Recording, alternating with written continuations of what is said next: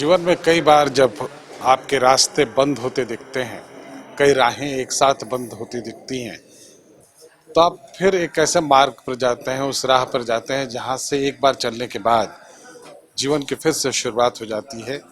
फिर नई मंजिल की ओर आप बढ़ते हैं और वो स्थान होता है उनका आराध्य का स्थल, भक्ति का केंद्र। हम अभी थावे वाले मंदिर में मौजूद हैं और जो तस्वीरें आप देख रहे हैं वो रहस्य भगत जो यहाँ जिनके लिए ये पूरी कहानी है यहाँ थावे वाले मंदिर की, उसके बारे में हम आपको बताना चाहते हैं।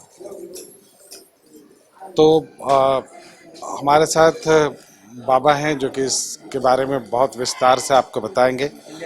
फिलहाल थावे वाली माँ को माना जाता है कि ये कामाख्या से चलकर आई और यहाँ वो एक राजहट की वजह से आई थी, लेकिन उसकी वजह से यहाँ के राजा को परेशानी भी हुई।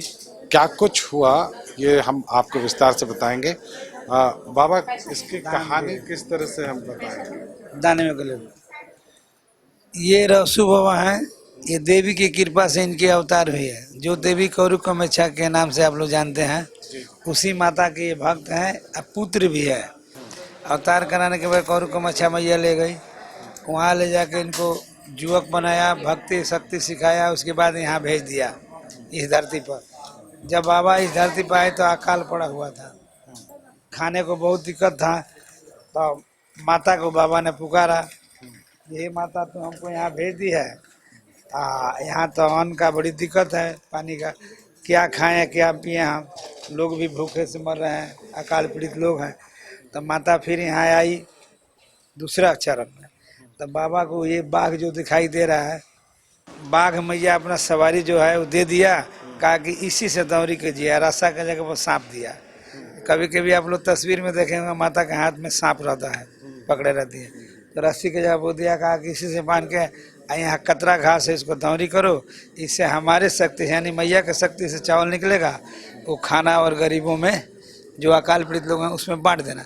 यह बात यहाँ का राजा को पता चला कि कोई हमारे राज्य में बाघ से दौरी करता है, घास से चावल निकलता है, ये अकाल के टाइम में सबको बांटता है। हम राजा होकर भी यहाँ अपना राज दरबारियों को, सैनिकों को खिलाने में असमर्थ हो रहे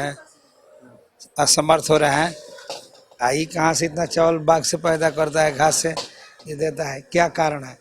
तो गुप्तचर से भेज कर पता कराया तो दौरी हो रहा था, सब कुछ जैसे सुना था वैसे। राजा भी खुद गया, अपने देखा। अगले दिन इसी भूमि पे बुलाकर बाबा से दौरी कराया। दौरी देखने के बाद कहा कि तो यहाँ कुछ नहीं था, सब कुछ हमारे नज़र के सामने देखते देखते हो गया, ये सब हुआ कैसे? तो बाबा बोले कि माता के शक्ति से। तो कौन माँ है? तो कौरु कामाख्या की मैया जो है उन्हीं का शक्ति है। कहा कि हम तो मैया को यहाँ जो थावे मैया है, राजा का बनवाया हुआ मंदिर है, कहा कि हम तो पूजा पाठ करते हैं, तो हमको मैया कोई ऐसा शक्ति नहीं दिया है। ये कौन मैया है, कितना बड़ा शक्ति है? तुम जादूगिरी करते हो, कौरु कामाख्या से आए हो, नजरबन का खेल करते हो और लोगों को भरमा रहे हो। ये हम विश्वास नहीं कर रहे हैं कि माता का शक्ति है, सब तुम्हारे जादू का चमत्कार है। बाबा कहेंगे ऐसा कोई बात नहीं है, ये माता का ही चमत्कार है। तो अगर माता तुम्हारी सही है और उनकी यह शक्ति है तो तुम उस माता को दर्शन करो प्रत्यक्ष हमको। राजा ने इस बात को लेकर जिद कर दिया। बाबा को समझाने के बाद नहीं समझा। उसके बाद मजबूरन बाबा को बहुत धमकी दिया राजा, तो बुलाए माता को। तो माता आई, जो कौरु कामाख्या कलकत्ता, पटना, यामी, सिमरनगढ़, खनवारे होते हुए घोड़ा घाट आई। इसी जिला में, गोपालगंज जिला में घोड़ा घाट है, यहाँ से 10-12 किलोमीटर पश्चिम में है। तो मैया वहाँ आई, वहाँ से माता खुद चेतावनी दिया कि राजा संभल जाओ, हम यहाँ से वापस चली जाऊँगी। लेकिन राजा नहीं माना, कहा कि सब ढोंग ढकोसला में हम कुछ नहीं जानते, हम देखेंगे तो देखेंगे। माता कही कि तुम मर सकते हो, तुम्हारी राजपाट विनाश हो सकती है। राजा कहा हो जाए, देखना है तो देखना है। जिद्दी आदमी नहीं होता है, जिद कर लिया। और उसके बाद तब मैया वहाँ से चली, कही कि ठीक है, जब तुम अपना विनाश ही चाहते हो तो होगा, वही होगा। तो मैया वहाँ से आंधी तूफान भूकंप के साथ चली। जो जंगल आपको दिखाई दे रहा है सब उस समय का वो मदन सिंह राजा का राज दरबार था, जो जहाँ तहाँ ध्वस्त हुआ भूकंप में। आंधी तूफान मैया जो भूकंप मचाई थी उसमें ध्वस्त हुआ, उसी पे ही गाछ वृक्ष या जंगल आप लोग देख रहे हैं। थावे का जंगल जो है राजा के किला पर ही है।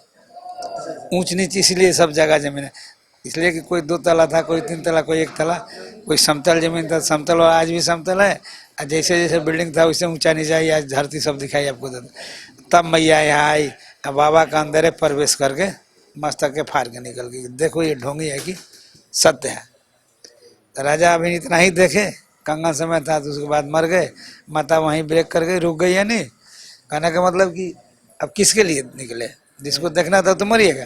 तब से माता यहाँ अस्थिर हो गई। इस जंगल में बहुत पीछे हथुआ का राज हुआ तो महाराजा को मैया स्वप्न दिखाया।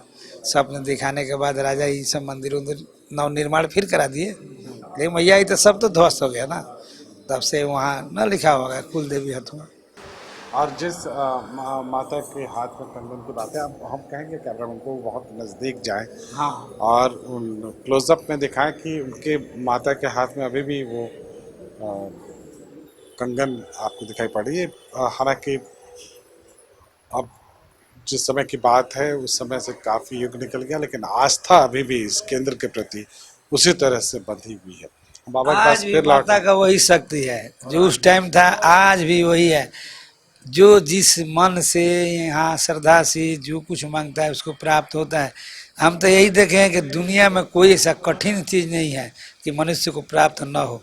यहाँ तो हमने अपने नज़र के सामने इसी फूल प्रसाद से हमने आज तक हमको लगता है कि 500 से ज़्यादा किसी को बेटा बेटी हुआ है। अब हम आपको दिखाएंगे बाघ की मूर्तियाँ जो यहाँ बनाई गई हैं और यहाँ पे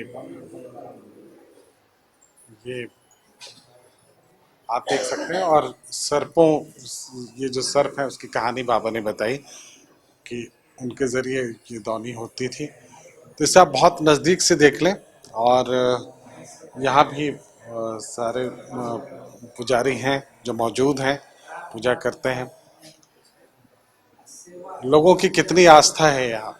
यहाँ पर लोगों को बहुत आस्था है, बहुत ज़्यादा भीड़ लगता है यहाँ पे जी। अच्छा, शुक्रवार और सोमवार को यहाँ ज़्यादा भीड़ होती है, ऐसा जी। क्यों? शुक्रवार सोमवार और मना गया है, जो यहाँ शुक्रवार सोमवार को ज़्यादा भीड़ होता है। अनदिना कम लोग आते हैं, कम क्या मुश्किल से नहीं आते भी, तो अभी भी शहर से कम लोग नहीं आते हैं अनदिना में।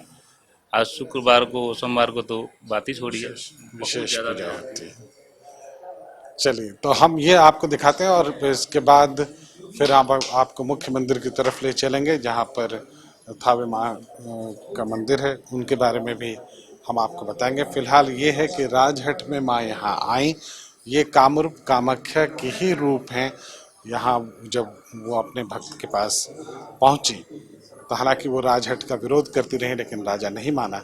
और वो पूरी कहानी हम आपको बाबा के शब्दों में हमने आपको बताई है।